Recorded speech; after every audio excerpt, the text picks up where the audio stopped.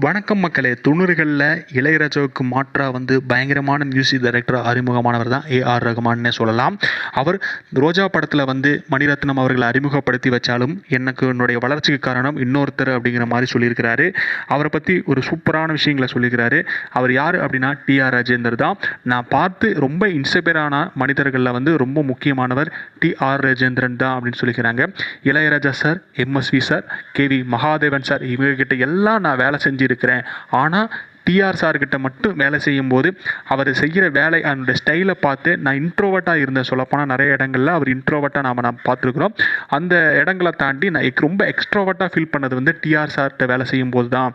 அதனால தான் அவர் என்னுடைய இன்ஸ்பிரேஷன் அப்படிங்கிற மாதிரி ஏஆர் ரகுமான் தன்னுடைய இன்ஸ்பிரேஷன் யார் அப்படிங்கிறத டிஆர் பற்றி சொல்லிக்கிறாரு. மேலும் டிஆர் பொது இடங்களை பொறுத்த வரைக்குமே தான் என்ன நினைப்பாங்க அப்படிங்கிறத பற்றி யோசிக்கவே மாட்டார். தனக்கு பிடிச்சதை யாருக்கும் எந்த தொந்தரவும் இல்லாமல் செய்பவர்ங்கிறது குறிப்பிடத்தக்கக்கூடிய விஷயம் கூட. நன்றி, வணக்கம்.